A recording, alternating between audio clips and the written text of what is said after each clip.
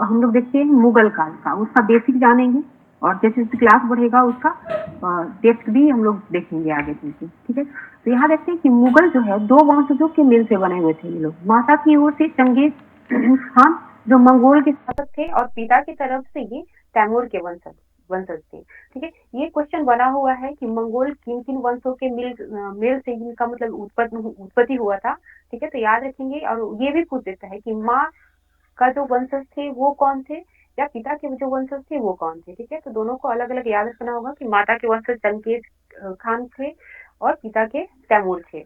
और एक चीज और इसमें याद रखेंगे आप लोग कि मुगल अपने आप को मुगल या मंगोल कहलाना पसंद नहीं करते थे, क्योंकि चंगेज खां के नाम पर बहुत सारे नरसंहार मतलब उनके नाम पे दर्ज है, जिसकी वजह से ये लोग अपने आप को चंगेज खां के या मंगोल वंशज कहलाना पसंद नहीं करते थे।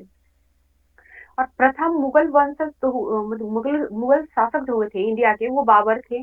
ये 1526 से 1530 तक इंडिया पे मतलब शासन किए थे। तो जब ये मात्र 12 वर्ष के थे तब इनको अपने फादर से 1494 ईस्वी में फरघाना का शासन मतलब शासन मिला था, ठीक है। तो ये भी क्वेश्चन बना हुआ है इंडिया में, आपको दिखेगा ये मिलेगा कई आयोग में कि बाबर को सर्वप्रथम किस क्षेत्र में शासक के रूप में मतलब इनको पदस्थापित किया गया था। तो याद रखेंगे मात्र 12 वर्ष की उम्र में 1494 में फरगना के शासक बनाए गए थे और ये इनका पैतृक राज्य था। ये कोई लड़ाई करके या युद्ध कब्जा नहीं किया था इन्होंने, इनको पिता से मिला था, ठीक है। ये भी याद रखना होगा आपको। उसके बाद देखते हैं कि मंगोलों की एक दूसरी शाखा है उजबेक, इनके बारे में भी क्वेश्चन बनता है।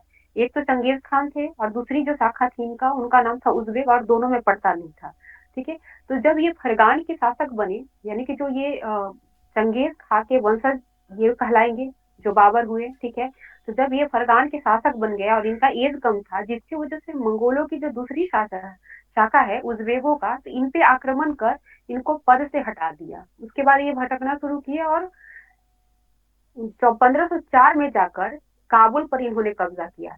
ये भी पूछता है कि बाबर द्वारा सबसे पहले काबुल पे कब्जा कब किया गया था, तो 1504 में।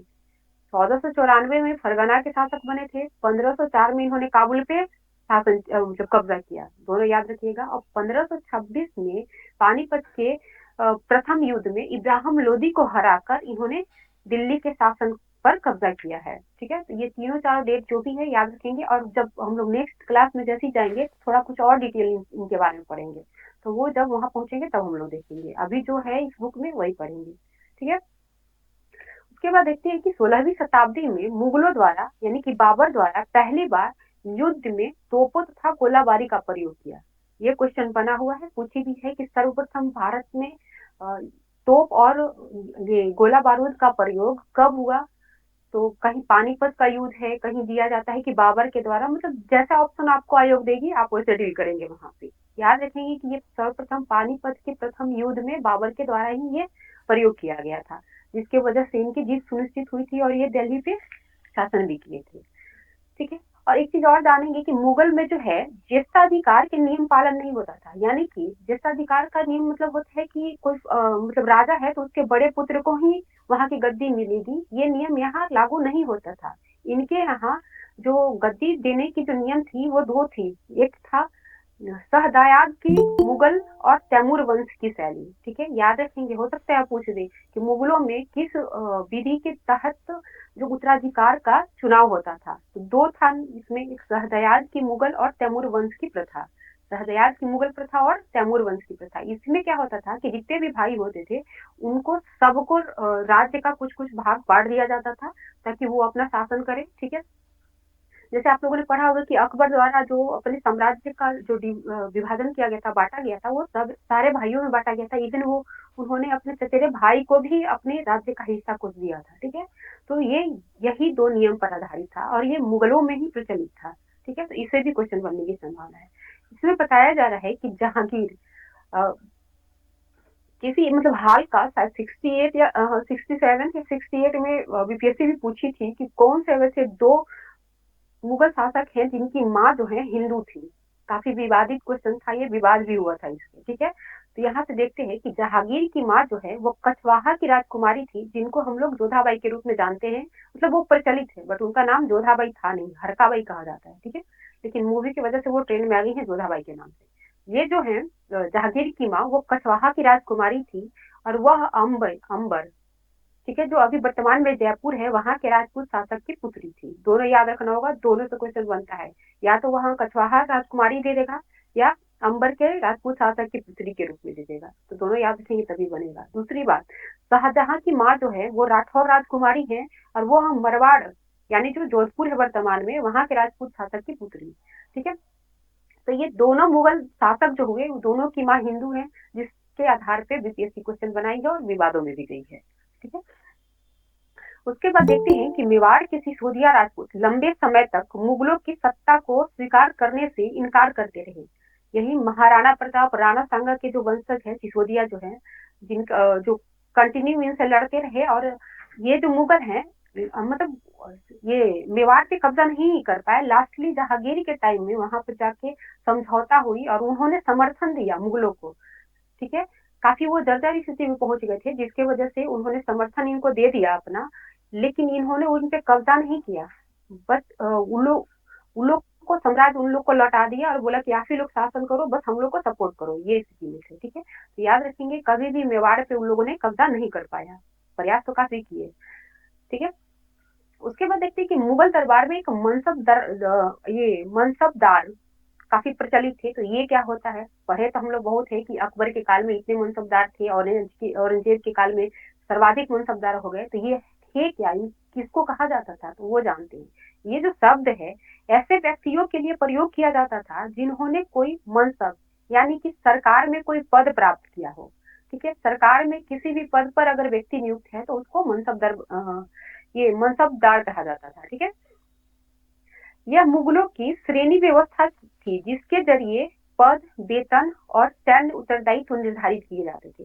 देखे होंगे जब मुगल प्रशासन आगे हम लोग पढ़ेंगे तो बहुत सारे पद वहां पे मतलब डिवाइड है, वो सबका अलग अलग कार्य है, तो उन सबको मनसबदार भी कहा जाता था। ठीक है, तो इसके माध्यम से पद, वेतन और सैन्य उत्तरदायित्व का निर्धारण किया जाता था। पद एवं वेतन का निर्धारण जात पर किया जाता था।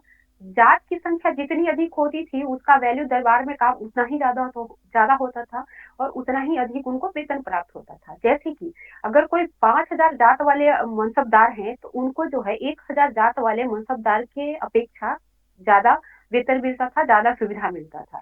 ठीक है, उसके बाद देखते हैं कि दरबार में 500 अकबर के दरबार में 5,000 जात वाले जो पदवी थे, मनसब दरबार थे, उनकी संख्या 29 थी, और औरंगजेब के काल में यह बढ़कर 79 हो गई। और ये दोनों क्वेश्चन पूछा हुआ है, जब आप प्रीवियस ईयर पढ़ेंगे, बीएसएससी का देख ले, बीपीएससी का देख ले, तो वहां पूछा हुआ है कि अकबर के दरबार में कितने मनसबदार थे, या ऐसा भी पूछता है कि सबसे ज्यादा मनसब दरबार किसके मतलब दरबार में कार्य करते थे, तो औरंगजेब हुआ। दोनों का याद रखेंगे कि अकबर के दरबार में 29 थे, और ये औरंगजेब के दरबार में 79 हो गई उनकी संख्या। ठीक है, और एक चीज और याद रखेंगे कि मनसब दरबारों को जो सैन्य उत्तरदायित्व सौंपे जाते थे, उन्हीं के अनुसार उनको घुड़सवार रखने की इजाजत थी, और वे अपने मनसब दरबार जो थे, राजा के दरबार में जाकर अपने घुड़सवार की हाजिरी देते थे, उस पे वो दगवाते थे घोड़ों को, और जो सैनिक रखते थे उनका पंजीकरण कराते थे, जिसके आधार पर उनके लिए उनका वेतन निश्चित होता, मतलब तय होता था मुगल दरबार में। ठीक है, उसके बाद एक पद आता है जागीर। अब जागीर क्या है, तो मनसब दरबार अपना वेतन राजस्व एकत्रित करने वाली भूमि के रूप में जो भूमि पाते थे, उसी को जागीर कहते थे। जैसे मनसब दरबार जब थे 79 थे, तो कितना राजा उन लोग के लिए सुविधा दे, तो वो कंटिन्यू उन लोग का व्यवस्था नहीं कर सकता था, तो एक कोई क्षेत्र, भूखंड उनको दे दिया जाता था, ताकि इसका देखभाल कीजिए, इसका प्रशासन चलाइए, और इससे जो भू राजस्व आएगा उससे अपना भरण पोषण और अपने सैनिकों का रख रखाव कीजिए। तो वैसे क्षेत्र को जो किसी मनसब दरबार को दिया जाता था, तो उसको जागीर कहा जाता है। ठीक है, ये एग्जैक्ट तो उसी टाइप का है जैसे हम लोग पिछले क्लास में पढ़े थे कि दक्षिण भारत में इक्ता दे दिया जाता था ब्राह्मणों को। ठीक है, वो वहां का प्रशासन चलाने के लिए, बस वही चीज ये था। यहाँ पे मुगल में आए तो इसको जागीर कहा जाने लगा, और दक्षिण भारत के जब राजवंश थे, चोल, चेर और पांड्य वगैरह, तो वहां पे उसको इक्ता कहा जाता था। ठीक है, उसके बाद देखते हैं कि मनसब दरबार जो है वो मुक्तियों से भिन्न थे। पिछले बार हम लोगों को पढ़ा था, वो इक्तादार या मुक्ति कहा जाता था, जो एक जिनको इक्ता प्रदान किया जाता था दक्षिण भारत में। ठीक है। तो यहाँ पे बताया जा रहा है कि सेम चीज वही है, इनको भी भूखंड दिया जा रहा है, लेकिन ये जो मुक्ति है उनसे इनकी जो कार्यशैली है वो विभिन्न भिन्न प्रकार की है। वो कैसे है वो देखते हैं हम लोग। जैसे मुक्ति जो थे मुक्ति या इक्तादार जिसको बोलेंगे, वो क्या है कि एक मिनट, ठीक है।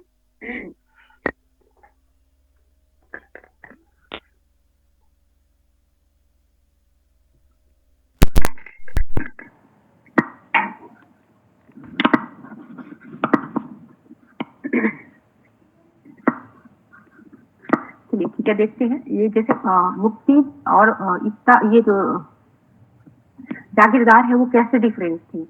जो मुक्ति को फ्री हैंड दे रखा था, वहां पे वो प्रशासन चलाते थे, उसका सारा विधि व्यवस्था करते थे, ठीक है, उनको सारा कुछ देखते हुए वहां पे प्रशासन चलाना था। बट ये जो जागीरदार है, इनको वहां की प्रशासन नहीं चलाना था। ये वहां ना रह के देश के किसी भी भाग में रहते थे, ये बस वहां से कर वसूलते थे, और जो इनके नौकरों के द्वारा अक्सर वसूला जाता था।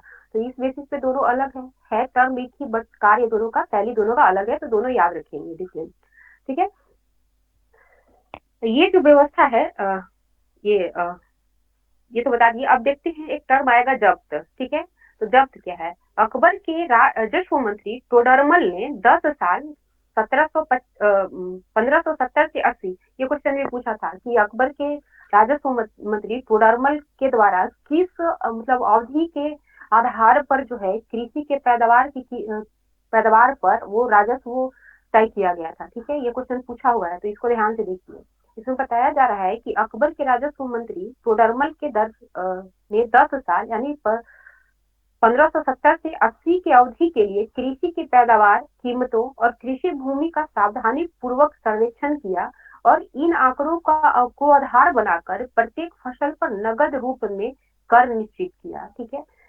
ये जो टोडरमल के द्वारा है वो अलग अलग फसल पर उसके ऊपर उसके दर वगैरह को देखते हुए अलग अलग कर लगाया गया, ठीक है। और राजस्व प्राप्त करने की ये जो व्यवस्था है, इसी को जब्त प्रणाली कहा जाता है। ये जब्त प्रणाली क्या है, इससे भी क्वेश्चन बना हुआ है। ये जो टाइम पीरियड है जिसके आधार पर उन्होंने फसलों का मुआवना किया था, उसमें भी क्वेश्चन बना हुआ है, तो काफी इंपॉर्टेंट है ये, ठीक है। इसको बहुत ध्यान से याद रखेंगे आप लोग। ये जो व्यवस्था है उन स्थानों पर प्रचलित थी जहां पर भूमि का निरीक्षण कर सकते थे और सावधानी पूर्वक उनका हिसाब रखा जा सकता था। पूरे जो मुगल साम्राज्य है सब जगह तो ये व्यवस्था नहीं शामिल कर सकते हैं ना।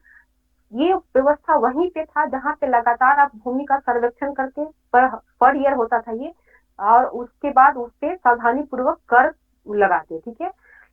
ये व्यवस्था जो है जब्त प्रणाली, वो कहाँ कहाँ नहीं था, तो गुजरात और बंगाल जैसे प्रांतों में यह संभव नहीं हो पाया, क्योंकि यहाँ के जो स्थानीय शासक थे काफी स्ट्रॉन्ग थे, और वो मुगल सत्ता को मतलब चुनौती देते थे टाइम टू टाइम, तो यहाँ पे ये प्रणाली सफल नहीं हो पाया। उसके बाद ये भी याद रखेंगे कि ये प्रणाली कहाँ कहाँ नहीं लागू हुआ था, ठीक है। उसके बाद देखते हैं जामींदार शब्द आता है। जामींदार किसको बोलते थे मुगल काल में?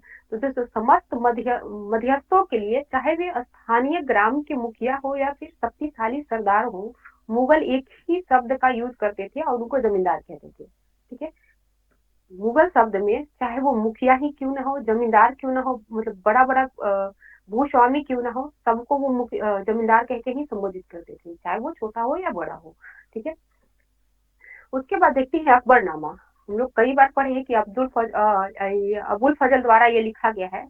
तो इससे भी कई प्रकार के क्वेश्चन बनते हैं, क्योंकि इसके 3 पार्ट है, तीनों पार्ट से अलग अलग आयोग द्वारा क्वेश्चन बनाया जाता है। तो इसको देख लेते हैं थोड़ा डिटेल में कि अबुल फजल द्वारा यह किताब 3 जिल्दों में लिखा गया है। पहले जिल्द में अकबर के पूर्वजों का बयान किया गया है, और दूसरी में अकबर के शासन की घटनाओं का वर्णन है।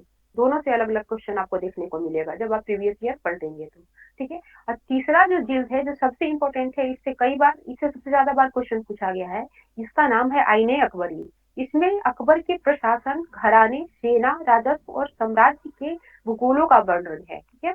आईने अकबरी का सबसे रोचक आयाम है विविध प्रकार के चीजों जैसे फसलों, पैदावार, कीमतों, मजदूरी और राजस्व का सांख्यिकी विवरण, ठीक है। ये काफी इंपॉर्टेंट है, ये दोनों से क्वेश्चन बना हुआ है। उसके बाद देखते हैं मुगल में ही एक नाम आता है नूरजहां। ये इनका नाम जो है शुरुआत में मेहरूनी शाह था। ये 1611 में जहांगीर से शादी करती है, जिसके बाद इनका नाम नूरजहां हो जाता है, ठीक है। नूरजहां का खिताब जहांगीर के द्वारा इनको दिया गया है और नूरजहां के सम्मान में जहांगीर ने चांदी के सिक्के जारी किए थे। इससे भी क्वेश्चन बना हुआ है, ये भी इम्पोर्टेंट है।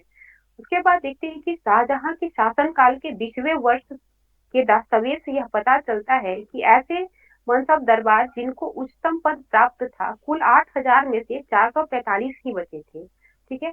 अब कुल मनसब दरबारों की जो 5.6% जो साम्राज्य के अनुमानित राजस्व का 61.5% स्वयं उनके या उनके सवारों के वेतन के रूप में दिया जाता था। जैसे वर्तमान में जो स्थिति है कि हमारे 1% जो पूरी आबादी के 1% लोग हैं वो लगभग अपना जो 70-80% जो मतलब यहाँ का वेल्थ है उसका उपयोग करते हैं। सेम चीज यहाँ भी लागू होता था कि मात्र जो टोटल मनसब दरबार थे उसके मात्र 5.6% मनसब दरबार के पास टोटल वेल्थ का 61.5% मतलब उनके पास धन था। जो अभी वर्तमान में चल रहा है उस समय भी वही था। ठीक है। फिर देखते हैं हम लोग चैप्टर 5 में जब आएंगे तो जनजातियों के बारे में बहुत कुछ बताया गया है। तो इसमें बताया जा रहा है कि जनजाति किसको बोला जाता था। ठीक है।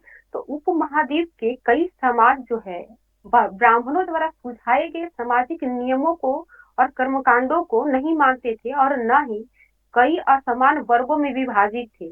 अक्सर ऐसे समाजों को जनजाति कहा जाता था। जो उस समय वर्तमान में जो ब्राह्मण थे जो उनका कर्मकांड था उनकी जो नाटकें थी वो मानने से इनकार कर देता था जो समाज और अपने आप को विभाजित नहीं करता था कई वर्गों में, तो उनको वैसे लोग जो है जनजाति कह के संबोधित करते थे। 13वीं और 14वीं सदी में पंजाब में खोखर जनजाति बहुत प्रभावशाली था, जहां बाद में गखर लोग ज्यादा महत्वपूर्ण हो गए। ये भी क्वेश्चन आप ज्योग्राफी में जब जाएंगे पलटेंगे तो पूछेगा कि ये खोखर जनजाति किस क्षेत्र में पाए जाते थे या गखर लोग किस क्षेत्र में पाए जाते थे। तो याद रखिए पंजाब क्षेत्र से रिलेटेड है ये। और ये 13वीं और 14वीं जो शताब्दी थी उसमें पंजाब क्षेत्र में डोमिनेट करते थे ये लोग।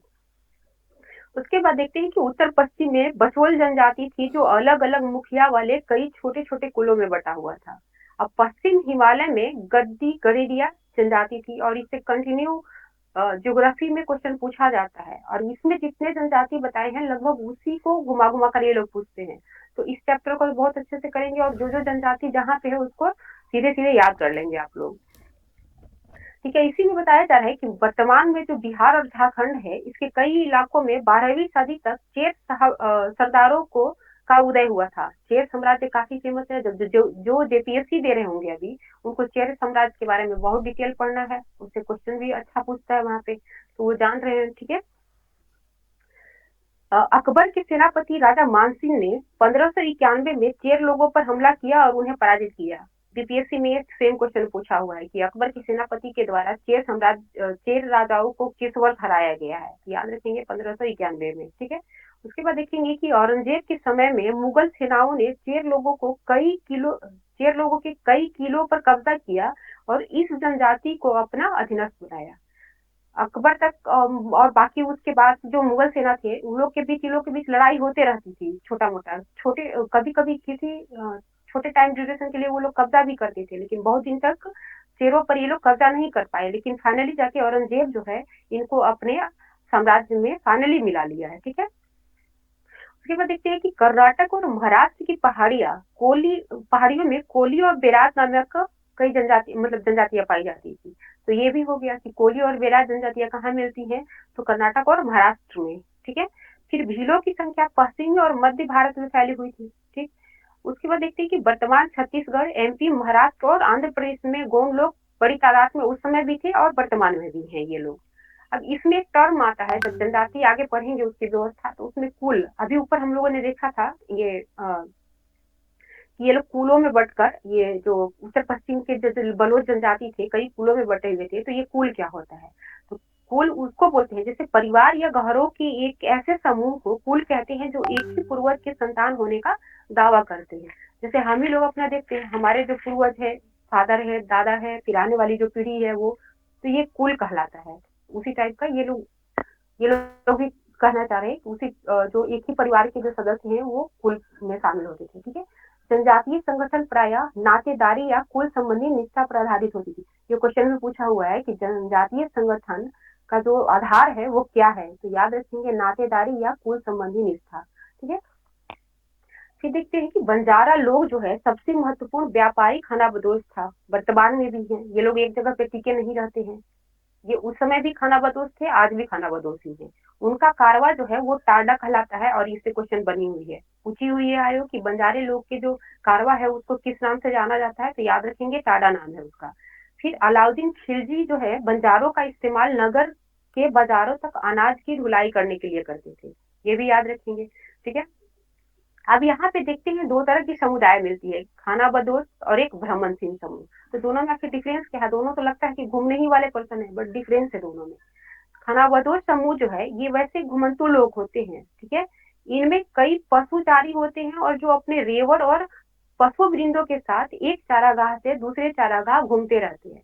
मतलब आज ही मतलब 2 महीना यहाँ है, 4 महीना वहां है, पशु को लेकर चारागाह की खोज में ये भटकते रहते हैं, तो इनको खानाबदोश कहते हैं, मांगते खाते चलते हैं।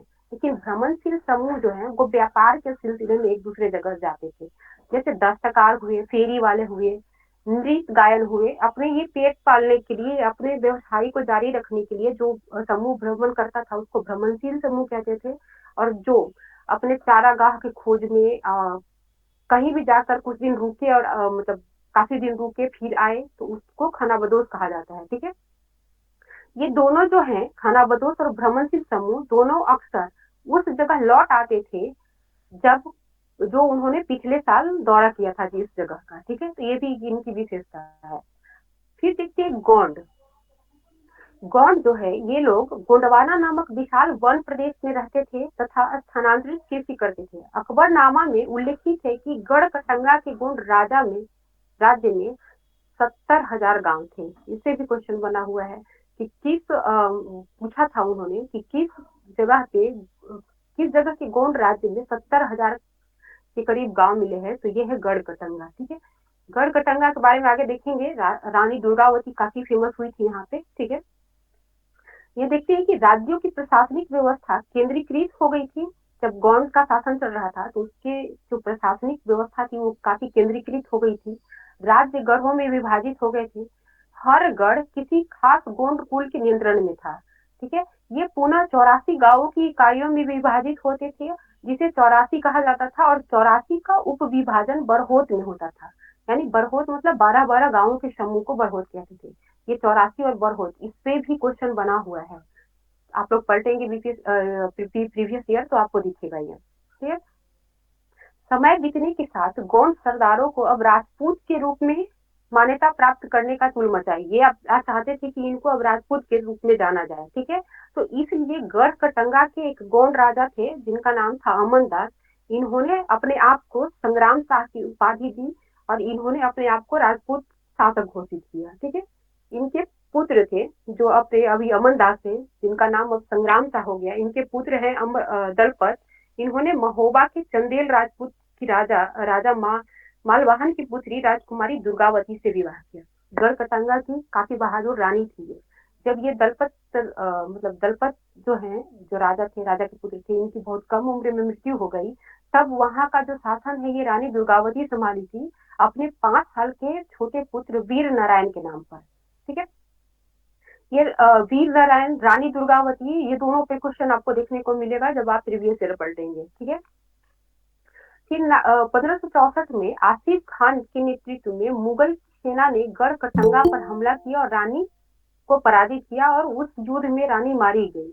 ये भी क्वेश्चन पूछा है कि किस मुगल सरदार ने गढ़ कटंगा में रानी दुर्गावती को हराकर वहां पे कब्जा किया, तो याद रखेंगे आसिफ खान। अभी तक शायद डेट नहीं पूछा है, तो ये भी याद रख लेंगे कि 1565 में ये घटना हुई थी। कहीं सतरंग में यही देखने को मिल जाए कि किस वर्ष उन्होंने रानी दुर्गावती को हराया था। ठीक है। उसके बाद देखते हैं कि मुगलों ने जब गोंड को हराया, यानी रानी दुर्गावती को पराजित किया और गढ़कटंगा पे कब्जा किया, तो उसके बाद वहां से बेशकीमती ये सिक्के और बहुत बड़ी संख्या में हाथी पर उन्होंने कब्जा किया और गढ़कटंगा के एक क्षेत्र पे कब्जा किया। और जो शेष राज्य थे वो जो वीर नारायण थे उनके चाचा चंदर शाह को दे दिया। तो ये भी एमबीबीआई हो जाता है। इससे क्वेश्चन बनने की संभावना है, कहीं पूछ दे कि मुगल जो है वो रानी को पराजित करने के बाद शेष जो राज्य है किसको सौंप कर वो वापस लौटे। याद रखेंगे ये चंद्र शाह नाम तभी बनेगा, ठीक है। और रिलेशन भी याद रखेंगे कि रानी दुर्गावती के जो बेटे थे वीर नारायण, उनके ये चाचा थे, ठीक है। उसके बाद देखेंगे कि उस समय एक अहोम काफी फेमस था, जो वर्तमान में आसाम है, ठीक है। अहोम लोग मौजूदा म्यांमार से आकर 13वीं सदी में ब्रह्मपुत्र घाटी में बसे, ठीक है। तो याद रखेंगे, हो सकता है पूछ दे कि अहोम जो लोग हैं वो कहाँ से आकर बसे थे, तो ये म्यांमार से आकर बसे थे। उन्होंने भूया लोगों, भूया मतलब भूस्वामी, ठीक है। उन्होंने भूया लोगों को पुरानी राजनीतिक व्यवस्था का दमन कर नए राज्य की स्थापना की, और ये सारे घटना असम के आसपास हुई थी, ठीक है। 16वीं सदी के दौरान उन्होंने चूटियों और कोच हाजों के राजाओं को अपने राज्य में मिलाया।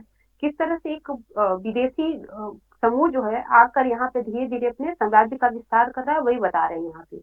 अहोम द्वारा 1530 के दशक में ही आग्नेय शास्त्रों का इस्तेमाल राज्य की सीमा के विस्तृत करने के दौरान किया गया, और 1660 आते आते वे उच्च स्तरीय बारूद और तोपों का निर्माण करने में सफल हो गए। अभी हम लोगों ने पढ़ा था कि 1526 में सबसे पहले जो है बारूद, गोला बारूद और तोपों का जो इस्तेमाल किया गया था पानीपत के युद्ध में, इसके द्वारा, बाबर के द्वारा किया गया था। अब सोचिए, बाबर पानीपत के युद्ध में लड़ रहे हैं और अहोम जो है ये असम साइड में है, दोनों बहुत विपरीत, दोनों मिल ही नहीं सकते हैं। तो ये दोनों अपना अपना मतलब ये अहोमों की टेक्नोलॉजी थी जिसके आधार पर वो आगे बढ़ रहे थे, और वो वहां पे वो मुगलों की थी, तो दोनों में कोई लेना देना नहीं है, दोनों अपना अपना कर रहे थे, ठीक है। तो ये मत सोचिएगा कि मुगलों से इन्होंने सीखा था, ये इनका अपना सब कुछ किया हुआ था, ठीक है। 1662 में मीर जुमला के नेतृत्व में मुगलों ने अहोमों पर हमला किया था, ठीक है। 1662 में जाकर पहली बार मुगल जो है अहोमों से मिले थे और उनपे हमला किए थे। अहोम राज्य बेगार पर निर्भर था, जिन लोगों को जबरन काम लिया जाता था उनको पाइक कहते हैं, पाइक विद्रोह आप आगे पढ़ेंगे। जिन लोगों को जबरदस्ती काम कराया जाता था अहोमों द्वारा, उन्हीं को पाइक कहा जाता था, जो बाद में इनके मतलब दमन से त्रस्त आकर विद्रोह किए थे, जो कि आसाम में ही हुआ था। इसको हम लोग रट्टा मार के याद कर चुके हैं पहले भी, ठीक है। अहोम समाज कुलों में विभाजित था, जिसे खेल कहा जाता था। ये सारे क्वेश्चन बने हुए हैं। ये अहोम साम्राज्य के कुलों को क्या कहते हैं, खेल कहते हैं, बना हुआ क्वेश्चन है, बनने की संभावना भी है, तो याद रखेंगे। और एक खेल के नियंत्रण में कई गांव आते थे। किसानों को अपनी ग्राम समुदाय के द्वारा जमीन दी जाती थी, और समुदाय की सहमति के बगैर राजा तक इस जमीन को किसानों से वापस नहीं ले सकते थे। यानी कि ग्राम समुदाय काफी स्ट्रॉन्ग थी, वो पूरी तरह से छाई हुई थी, इवन राजा को भी हिम्मत नहीं होता था कि उनके विरुद्ध जाकर कोई निर्णय सुनाए, ठीक है। आगे देखते हैं कि शिव सिंह के काल में, अहोम का ही बात चल रहा है, उसके एक राजा थे शिव सिंह, उनके काल में इनका जो मतलब शासन वर्ष था वो 1714 से 44 के बीच में था। इनके काल में इस क्षेत्र में हिंदू धर्म जो है वो प्रधान धर्म बन गया। तो क्वेश्चन इससे भी पूछा जा सकता है कि किसके शासन काल में अहोम क्षेत्र में जो है हिंदू धर्म सर्वप्रमुख धर्म के रूप में उभरा है, तो वो शिव सिंह है, ठीक है। और इसके शासन काल में जब अहोम साम्राज्य चल रहा था, तो उस समय कवियों विद्वानों को मतलब भूमि देने की भी व्यवस्था थी। जैसे मुगल सतवाहन वगैरह जो देते थे दक्षिण भारत में, उसी टाइप से ये लोग भी अपने कवि और विद्वानों को भूमि दान में देते थे, ठीक है। और इन्होंने कई संस्कृत कृतियों का स्थानीय लैंग्वेज में अनुवाद भी कराया था। उसके बाद देखिए चैप्टर 6, यहाँ पे आपको भक्ति और सूफी आंदोलन के बारे में पता चलेगा, जिसमें बताया जा रहा है कि भक्ति और सूफी आंदोलनों का जो उदय हुआ है 8वीं शताब्दी में हुआ है। भक्ति क्या है, भक्ति किसको कहते हैं, ये बता रहा है यहाँ पे, इसको डिफाइन करता है कि किसी देवी या देवता के प्रति श्रद्धा को ही भक्ति कहा जाता है। यह पथ सभी के लिए खुला हुआ था। यहाँ मतलब कहने का मतलब है कि यहाँ ना कोई गरीब था, ना अमीर था, ना ऊंचा था, ना नीचा था, जो भी लोग आते थे इस मार्ग पे सबके लिए ये पथ खुला हुआ था, ठीक है। और भक्ति मार्ग की चर्चा हिंदुओं के ग्रंथ भगवत गीता में की गई है। क्वेश्चन ये किसी न किसी आयोग में आपको दिखेगा, बीपीएससी में पता नहीं, लेकिन हाँ कहीं ना कहीं दिखा है ये क्वेश्चन, ठीक है। तो याद रखेंगे कि भक्ति मार्ग का चर्चा भागवत गीता में है। और एक चीज हम लोग कई बार गाइड बुक में पढ़े हैं, नैनार और अलवार के बारे में। वहाँ सिंपल हम लोग पढ़ते थे कि 63 नैनार होते थे और 12 अलवार होते थे, और नैनार का संबंध शैव से था और अलवार का संबंध ये विष्णु से था। बट इतना से काम नहीं चलेगा, काफी डेप्थ में इनको जानना होगा आपको। तो यहाँ देखते हैं कि दक्षिण भारत में 7वीं से 9वीं शताब्दी के बीच कुछ नए धार्मिक आंदोलनों का प्रादुर्भाव हुआ। इन आंदोलनों का नेतृत्व नैनारों यानी शैव संत द्वारा और अलवारों यानी वैष्णव संत द्वारा किया गया। ये जो संत है सभी जातियों के थे, जिसमें कोई ब्राह्मण नहीं था कि ब्राह्मण ही ये संत बनेंगे। किसी भी जाति के जो जानकार थे, जो उस पद को जानते थे, वो अलवार और नैनार संत बन सकते थे। ठीक है, ये संत सभी जाति के थे, जिसे बुलैया और पनार जैसे अस्पृश्य समझी जाने वाली जातियों के लोग भी शामिल थे। याद रखिएगा, बुलैया और पनार। ठीक है, ये दक्षिण भारत की अस्पृश्य जातियां थी जो अलवार और नैनार संतों के रूप में मतलब घोषित मतलब उभर कर आई थी। तो हो सकता है ये नाम ही पूछ ले आपसे, याद रखेंगे। फिर देखते हैं कि नैनार और अलवार जो है वो घुमक्कड़ साधु संत थे। ये घूम घूम कर अपने पंथ का प्रचार करते थे, और ये जिस भी स्थान या गांव में जाते थे वहां के स्थानीय देवी देवताओं की प्रशंसा में तुरंत सुंदर कविताएं रचते थे और उसको संगीतबद्ध भी कर देते थे। ये विशेषता है। ठीक है, अगर विशेषता में ही ये सब डाल दे, और अगर जितना लुसेंट में दिया हुआ है उतना ही आप जानेंगे तो गड़बड़ कर सकते हैं ना। तो इसलिए कहा जाता है कि एनसीईआरटी को बहुत अच्छे से पढ़िए। ठीक है, आगे देखते हैं कि नैनार संतों की संख्या जो है 63 है। इसमें इनके कुछ नाम है जो काफी फेमस हुए थे, और इनसे भी आयोग क्वेश्चन बनाती है। उनमें कुछ नैनारों का और कुछ अलवारों का नाम पुट कर देता है और बोलता है कि कौन अलवार संत है या कौन नैनार संत है, अब बताइए। तो देखते हैं, नैनार जो संत थे उसमें अपार, सबंदर, सुंदररार और मनिक वो सागर, ये प्रमुख है। ये 4 नाम आपको याद रखना होगा, ये नैनार संत है। ठीक है, और नैनारों के गीत को 2 संकलनों में मतलब बांटा गया है। एक है केवरम और तिरुवाचकम, ये भी याद रखना होगा। कई बार ये क्वेश्चन पूछ दिया है कि कौन सा नैनार संत है, तो हो सकता है पूछ दे कि इनके गीतों का संकलन को क्या कहते हैं और दोनों नाम दे दे। जैसे बीपीएससी पूछने का उनका स्टाइल है, दे दे दोनों नाम, नहीं याद रहेगा तो फंस सकते हैं। उसके बाद देखते हैं कि अलवार संतों की जो संख्या 12 थी, इसमें जो सर्वाधिक प्रमुख थे वो थे पेरिया अलवार। ठीक है, इनकी पुत्री अंडाल, और फिर है तोडर डिपोडी अलवार। ठीक है, और फिर नाम लवार। ये चारों नाम इनका भी आपको याद रखना होगा कि चारों से क्वेश्चन ये लोग बनाते हैं घुमा घुमा कर। कभी इनका नाम दे देते, कभी उनका नाम दे देते और फंसा देते हैं। और इनके भी जो गीतों को संग्रह मैम किया एक जाता था। बार लीजिए ना मैम। अच्छा ठीक है, दोनों मैम का एक बता बार दें। अलवाला बोल दीजिएगा। अलवार, हाँ लिखो। पता पेरी अलवार, हेलो, हाँ जी, पेरी जी अलवार। जी। हाँ, उनकी पुत्री थी, पेरी तेरी अलवार की जो अलवार। पुत्री थी। हाँ, पेरी अलवार की पुत्री अंडाल थी। फिर जी। तोदर डिपोडी थे। उधर। तोदर डिपोडी अलवार इनका नाम है, तथा नाम लवार। ठीक है, चलो बढ़े आगे। जी मैम। चलो हाँ, ये जो अलवार जो गीत लिखते थे और या जो गाते थे, संगीतबद्ध करते थे, तो उनका संकलन किया जाता था। तो उस बुक का जो नाम था दिव्य प्रबंधन नाम था। ठीक है, तो इसको भी याद रखेंगे कि अलवारों के गीतों के संकलन जो किया जाता था उसका नाम दिव्य प्रबंधम था। और उसके बाद देखते हैं कि शंकराचार्य काफी फेमस थे। ये शंकराचार्य का जो जन्म है 8वीं सदी के शताब्दी में केरल में हुआ था, और वे अद्वैतवाद के समर्थक थे। जब हम लोग उत्तर मीमांसा का जिक्र कर रहे थे तो वहां भी देखा था हम लोगों ने कि इनके जो अद्वैतवाद है उसको उत्तर मीमांसा में जगह दी गई है। ठीक है, तो ये 8वीं शताब्दी के संत थे जिनका संबंध केरल से था। और इन्होंने कहा था कि जीवात्मा जो है वो परमात्मा, जीवात्मा और परमात्मा दोनों एक ही है। तो हो सकता है ये कोटेशन ही देख के पूछ दे कि ये किनका कथन है। ठीक है, जीवात्मा और परमात्मा दोनों एक है, तो ये शंकराचार्य का है। शंकर या शंकराचार्य दोनों इनको बोला जाता है, ये भी याद रखेंगे। ठीक है, उसके बाद देखते हैं कि रामानुज जो थे 11वीं सदी में तमिलनाडु में पैदा हुए थे। वे विष्णु भक्त अलवार संतों से काफी प्रभावित थे। उनके अनुसार मोक्ष प्राप्त करने का उपाय विष्णु के प्रति अनन्य भक्ति भाव रखना है। ठीक है, तो ये भी जो इनका मानना था या इनका जो कथन है ये भी इम्पोर्टेंट है। स्टेटमेंट के रूप में यही डाल के पूछ दे कि ये किनका कथन है, तो आप जानेंगे तभी बना पाएंगे। तो ये रामानुज का है। ठीक है, उसके बाद देखते हैं वीर शैव आंदोलन, काफी फेमस, ये कर्नाटका में था। ये जो है 12वीं शताब्दी के मध्य में कर्नाटक में प्रारंभ हुआ था। यह जो है बसावन्ना और अल्मा प्रभु तथा अवकलमा देवी जैसे उनके साथियों द्वारा प्रदान किया गया था। मतलब इसको जो स्थापित करने में सबसे मेन भूमिका में थे वो बसवन्ना थे। ठीक है, और ये उनके 2 साथी थे। तो याद रखेंगे, कभी भी अगर पूछ दे कि वीर शैव आंदोलन का मतलब शुरुआत किन्होंने किया था, तो वो बसवन्ना थे। ठीक है, वीर शैवों द्वारा सभी व्यक्तियों के समानता के पक्ष में जाति तथा नारी के प्रति व्यवहार के बारे में ब्राह्मणवादी विचारधारा के विरुद्ध अपने प्रबल तर्क प्रस्तुत किए थे।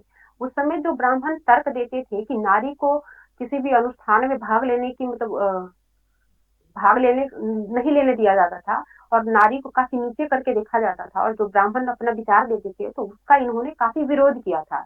इन्होंने बोला था कि जो भी मनुष्य है, जो भी व्यक्ति है, सब एक समान है और सब एक तरह का कार्य कर सकते हैं। ठीक है, इनका दो पक्ष था। इसके अलावा सभी प्रकार के कर्मकांडों और मूर्ति पूजा का इन्होंने विरोध किया था। ठीक है, तो ये तीनों याद रखेंगे। हो सकता है पूछ दे कि वीर शैव आंदोलन का मतलब आधार क्या रहा है। जब तक आप ये तीनों जानेंगे तभी आप बना पाएंगे उसको।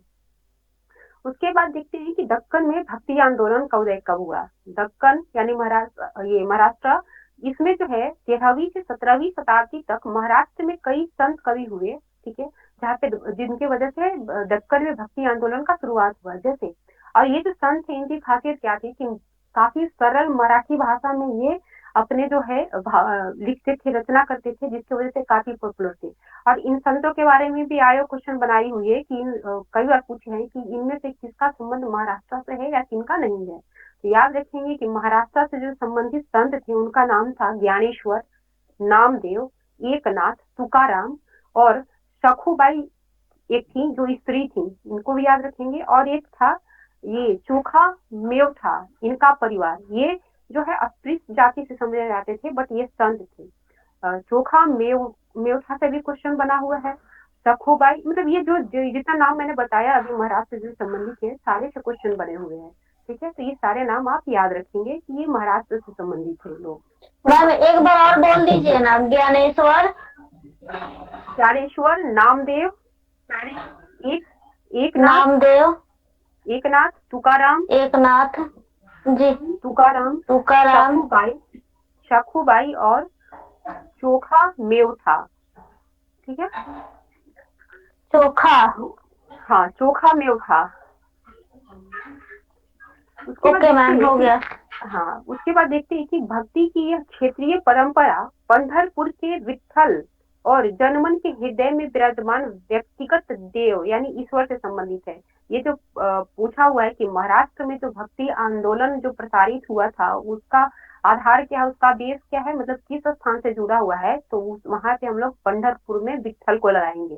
क्वेश्चन पूछा हुआ है एज इट इज। ठीक है, उसके बाद देखते हैं कि एक जो भजन है जिसको महात्मा गांधी काफी मतलब यूज करते थे, जो ये वैष्णव जन तो तेन कहिए पीर बनाई जाने रे, तो ये जो है गुजराती संत है नरसिंह मेहता, उनके द्वारा लिखा हुआ है और ये भी क्वेश्चन आयोग द्वारा पूछा गया है। ठीक है, इसको भी याद रखेंगे। उसके बाद देखते हैं 3 पंथ और थे जो निराकार में विश्वास करते थे, वो थे नाथपंथी, सिद्ध और योगी। ये जो पंथ है इनका मानना था कि निराकार जो है परम सत्य का चिंतन मनन और उसके साथ एक हो जाने की अनुभूति ही मोक्ष का मार्ग है। ठीक है, इसके लिए योगासन, प्राणायाम और चिंतन मनन जैसी क्रियाओं से मन और शरीर को कठोर बनाने पर ये बल देती थी। तो हो सकता है पूछ दे कि प्राणायाम और ये योगासन और चिंतन मनन के माध्यम से कौन सा समुदाय है जो शरीर को कठोर बनाने का मतलब मार्ग बताता था। तो ये तीनों का नाम याद रखेंगे। तीनों का नाम दे दे, 2 का नाम दे दे और नन ऑफ दीज लगा दे या एक से अधिक लगा दे, बीपीएससी पूछती है उनका जो स्टाइल है। तो जब तक ये तीनों का नाम याद नहीं रखेंगे तो गड़बड़ होने की संभावना है। ठीक है, तो याद रखेंगे ये जो है नाथपंथी है, सिद्ध है और योगी है। ठीक है, इन्होंने संसार का परित्याग करने का भी समर्थन किया है। इनको ये जो समुदाय है, ये जो समूह है, वो खास तौर पर नीची कही जाने वाली जातियों में बहुत लोकप्रिय है। मतलब उस समय के जो वैसे समुदाय जिनको अपर जाति वाले काफी परेशान किया करते थे, जिनको अस्पृश्य माना जाता था, उसमें ये चीज काफी फेमस था। इससे भी क्वेश्चन बना हुआ है कि ये इस टाइप का जो नाथ पंथ है वो किस समुदाय में काफी पॉपुलर था। ठीक है, उसके बाद देखते हैं कि इस्लाम एवं सूफी मत क्या है। तो इस्लाम जो है एकेश्वरवाद का प्रचार किया था और 8वीं से 19वीं सदी के मध्य इनके बहुत सारे जो धर्म ग्रंथ है, इनके जो कानून है, शरिया कानून है, उनका मतलब वो विकसित हुआ है। और कल हम लोगों ने पढ़ा था कि भारत में इस्लाम का जो संदेश आया था 7वीं शताब्दी में विभिन्न प्रकार के लोगों के द्वारा लाया गया था। ठीक है, तो दोनों याद रखिए। इसका जो विकास तेजी से 8वीं से 9वीं शताब्दी के बीच में हुआ है, और भारत में इस्लाम जो है 7वीं शताब्दी में आया हुआ है। ठीक है। इस्लाम जो है इनके इनके जो मतलब ये क्या बोलते हैं, धर्म शास्त्र से मतलब धार्मिक व्यक्ति थे, उनके द्वारा जो कंटिन्यू टाइम टू टाइम बहुत सारे नियम बनाए बनाए जाने लगे, तो जिसकी वजह से काफी कठिन मतलब जटिल होता चला गया। और वहीं इसी में एक दूसरी पंथ निकल कर आई, जिसको सूफी मत कहा जाता था।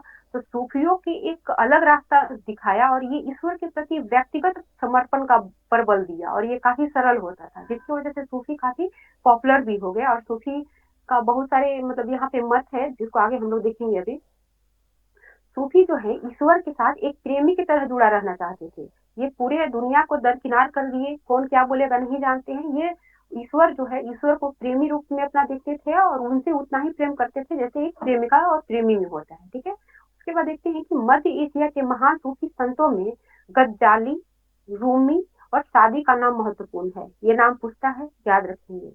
मध्य एशिया में काफी फेमस सूफी संत थे ये, जिनका नाम था गज्जाली, रूमी और सादी। ठीक है। सूफियों ने औलियो या पीर की देख रेख में जिक्र, जिक्र मतलब होता है नाम का जाप, जिक्र, चिंतन, समा यानी गाना, रक्स यानी नृत्य और नीति चर्चा, सांस पर नियंत्रण आदि के जरिए प्रशिक्षण के विस्तृत रीतियों का विकास किया। यानी इतने चीज को अपनाकर ये अपने आप को प्रशिक्षित करते थे। ठीक है। ताकि वो अपने जिनको भी वो मार रहे हैं उनमें वो रम सके। ठीक है। कश्मीर में 15वीं तथा 16वीं सदी में सूफीवाद से संबंधित एक ऋषि पंथ का उदय हुआ था। सूफीवाद से संबंधित ऋषि पंथ का उदय हुआ था, और इस पंथ की जो स्थापना किया था वो शेख नूरुद्दीन वली किए थे, और इनको नंद ऋषि के रूप में भी जाना जाता है।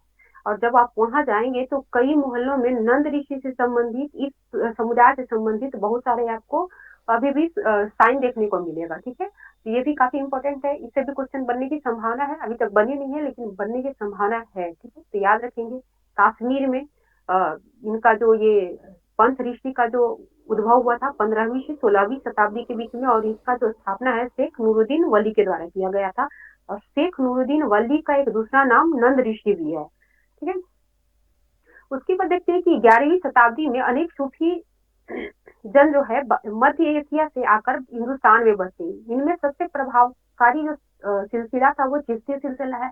और चिश्ती सिलसिला से संबंधित जो भी मतलब औलिया है, उनसे कई बार क्वेश्चन पूछ दिया है कि इनका संबंध कहाँ से है, तो उनको देख लेते हैं। जैसे चिश्ती सिलसिला से जो संबंधित व्यक्ति थे, उनका संबंध कहाँ कहाँ है ये देख लेते हैं। जैसे ख्वाजा मोइनुद्दीन चिश्ती, ये अजमेर में है इनका, अजमेर शरीफ जहाँ जाते हैं लोग वो है। फिर कुतुबुद्दीन बख्तियार काकी, दिल्ली, जिनके नाम पे कुतुब मीनार का निर्माण हुआ है। ठीक है। फिर बाबा फरीद, इनका संबंध पंजाब से था। फिर ख्वाजा निजामुद्दीन औलिया, दिल्ली, ये भी काफी फेमस है। ठीक है। फिर बदनवाज गिसू दराज, ये गुलबर्गा कर्नाटक से संबंधित है। ये सूफी सिलसिला से संबंधित व्यक्ति हैं, जिनको याद रखना होगा, और जिनसे संबंधित क्वेश्चन आयोग बनाते रहती है। तो ये सारे नाम आपको याद रखना होगा, किसका किसका कहाँ से संबंध है ये भी याद रखना होगा। उसके बाद देखते हैं कि ये जो सूफी संत है वो अपने खानकाह में विशेष बैठकों का आयोजन करते थे। खानकाह मतलब जहाँ पे वो रहते थे वहां पे विशेष बैठकों का आयोजन करते थे, जिसमें समाज के सभी वर्ग लोग भाग लेते थे। ठीक है। चाहे वो राजा हो, आम पब्लिक हो, कुछ भी हो, वो जाते थे वहां पे। उसके बाद देखते हैं जलालुद्दीन रूमी 13वीं सदी का महान सूफी शायर था। इनके बारे में भी क्वेश्चन बनाई हुई है आयोग, तो याद रखेगी। ये 13वीं सदी में एक शायर थे, इनका नाम था जलालुद्दीन रूमी। ठीक है। वह ईरान का रहने वाला था और फारसी में काव्य की रचना करता था। ये भी फेमस पर्सन है। उसके बाद देखते हैं कुछ उत्तर भारत में धार्मिक बदलाव। यहाँ पे चैतन्य 16वीं सदी में बंगाल में भक्ति संत थे। इन्होंने कृष्ण और राधा के प्रति निष्काम भक्ति भाव का उपदेश दिया। ये कई बार आप लोगों ने देखा होगा, नाम दे देते हैं लोग, पूछ लेते हैं कि इनका संबंध किस प्रांत से है। तो चैतन्य का जो संबंध है वो बंगाल से है, और ये कृष्ण भक्ति की तरफ ये बढ़े हुए थे, तो ये भी याद रखेंगे। फिर अवधि में रामचरितमानस की रचना तुलसीदास ने किया था। जब कुछ दिन पहले, एक दो दिन पहले मैं बता रही थी कि संस्कृत में जो रामायण लिखे थे वो वाल्मीकि लिखे थे, तो इसी में से किसी पर्सन ने बोला था कि तुलसीदास ने लिखा था। ठीक है। तो दोनों को अलग अलग याद रखेंगे, जो संस्कृत में लिखे थे वाल्मीकि लिखे थे, और अवधी भाषा में जो रामचरितमानस लिखा गया है वो लिखा गया है इनके द्वारा, तुलसीदास के द्वारा। ठीक है, सूरदास की कुछ रचनाएं हैं जिनसे कंटिन्यू क्वेश्चन बनता है, उसको आप लोग देख लिए। सूर सागर, सूर सरावली, साहित्य लहरी। सूरदास भी हैं जो कृष्ण भक्ति में रमे हुए थे, तो इनके ये रचना याद रखेंगे, इनसे क्वेश्चन बनता है अक्सर। ठीक है, उसके बाद देखते हैं शंकर देव। ये विष्णु भक्ति पर बल दिया था इन्होंने, और असमिया भाषा में कविता करते थे, और ये असम से संबंधित थे। इन्होंने ही नामघर, नामघर क्या है, जहाँ कविता पाठ और प्रार्थना गृह जो होता है उसको नामघर कहते हैं आसाम में। इन्होंने ही उसकी स्थापना का मतलब शुरुआत किया था, जो आज भी ये पद्धति वहां पे चालू है। ठीक है, फिर देखते हैं कि शंकर देव की भक्ति का सार था एक शरण नाम धर्म, यानी एक सर्वोच्च सत्ता के प्रति समर्पण के नाम से जाना जाता था। इनके भक्ति सार है ये एक शरण, शरण नाम धर्म। तो हो सकता है ये स्टेटमेंट दे दे कि ये शरण नाम धर्म जो मतलब ये भक्ति का सार है वो किससे संबंधित है, तो शंकर देव से। ठीक है, भक्ति संतों का एक महत्वपूर्ण योगदान संगीत के विकास में भी था। बंगाल के जयदेव ने संस्कृत में गीत गोविंद की रचना की थी, जिनमें हर गीत एक विशेष राग और ताल में रचित था। ये सबको पता है कि गीत गोविंद की रचना जयदेव के द्वारा किया गया था, लेकिन जयदेव का संबंध बंगाल से है।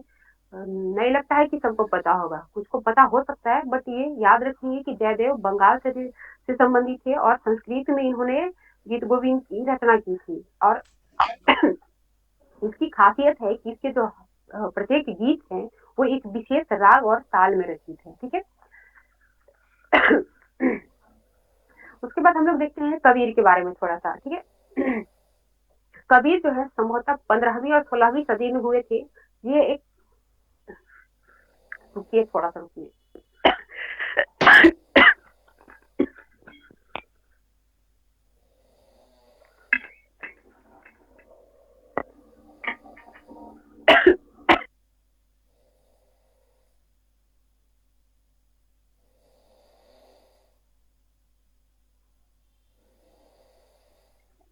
आज काफी लंबा लंबा चैप्टर हो गया है। ठीक है, तो चलिए कोई नहीं, लास्ट ही है, देख लेते हैं इसको।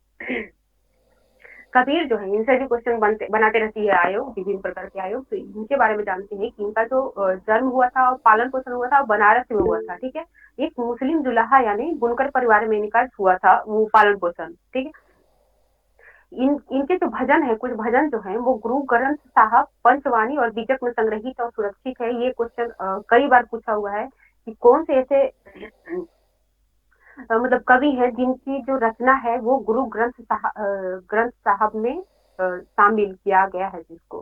तो याद रखेंगे, गुरु ग्रंथ साहब, पंचवाणी और बीजक में इनकी रचनाओं को संग्रहित किया गया है। उसके बाद देखते हैं कि इनकी जो बोलचाल की भाषा थी जिसमें ये कविता लिखते थे वो हिंदी थी। ठीक है, फिर देखते हैं इसी समय गुरु नानक, जिन्होंने सिख संप्रदाय का स्थापना किया था, ये भी एक कवि ही के रूप में प्रचलित थे। इनका भी उदय होता है। ये जो गुरु नानक है ये 1459 में 69 में इनकी जन्म हुई थी, और 1539 में इनकी डेथ हुई थी। ठीक है, इनकी जो जन्म हुई थी पाकिस्तान के ननकान साहब में, जो तलवंडी है वहां पे हुई थी। इससे भी कई बार क्वेश्चन आयोग जब पढ़ेंगे, बीपीएससी का प्रीवियस ईयर पढ़ेंगे, तो गुरु नानक से कई बार क्वेश्चन पूछा हुआ है, जो बना हुआ है इनके देश से, इनकी मृत्यु से, इनका जन्म कहाँ हुआ है। ठीक है, सबसे क्वेश्चन पूछा हुआ है। और ये सब ये क्या बोलते हैं, इन्होंने धर्मशाला का स्थापना किया था। ठीक है, इससे भी क्वेश्चन पूछा। और एक लंगर की भी व्यवस्था इन्होंने शुरू की थी, इससे भी क्वेश्चन पूछा हुआ है, तो ये याद रखेंगे।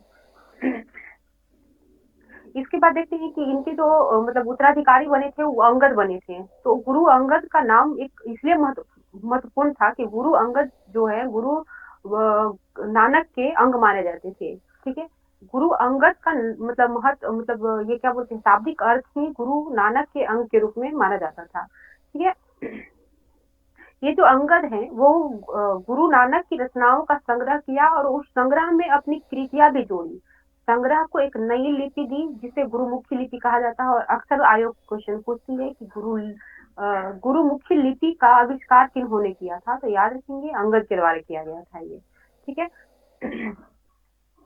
और ये जो सभी मतलब ये जो संग्रहण किया गया था नानक के द्वारा, गुरु अंगद के द्वारा, तो इन सभी संग्रहों पर गुरु अर्जुन ने 1604 में इन सबका एक जगह संकलन किया और उसमें अपना कुछ मिलाकर इस संग्रह में शेख फरीद, संत कबीर, ये नामदेव और गुरु तेग बहादुर जैसे सूफी संतों और गुरुओं की वाणी जोड़कर 1706 में इसे एक बृहद संग्रह प्रदान किया गुरु तेग बहादुर के पुत्र एवं उत्तराधिकारी गुरु गोविंद सिंह ने। ठीक है, तो गुरु ग्रंथ साहब का संकलन किसने किया था, ये भी क्वेश्चन पूछता है, तो याद रखेंगे गुरु गोविंद सिंह के द्वारा किया गया था ये। ठीक है, और उसके बाद देखते हैं कि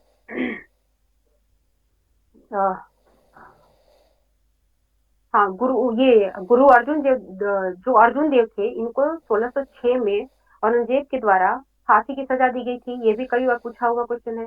फिर 1699 में गुरु गोविंद सिंह की मतलब मार दिया गया था। इनको नांदेड़ में मार दिया गया था, तो इसे भी क्वेश्चन बना है। और इन्होंने ही खालसा पंथ की स्थापना की थी, तो इसे भी क्वेश्चन बना हुआ है। तो ये सारे चीज आप याद रखेंगे और जब इसको विस्तृत रूप से देखेंगे तो सारे पॉइंट्स वहां पे हम लोग देखेंगे। अभी हम लोग शॉर्ट फॉर्म में देख रहे थे। तो बस आज इतना ही था। इसको एक बार जरा रिवाइज कर लीजिए आप लोग। बताइए कुछ।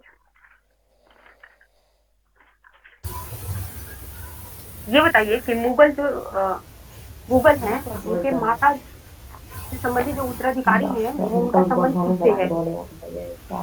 मंगोल से। हाँ, मंगोल। हाँ, मंगोल। कौन से शासक मंगोलों से उत्तराधिकारी उनके मतलब मंगोल है? Genghis Khan. Genghis Khan. Genghis Khan, हाँ।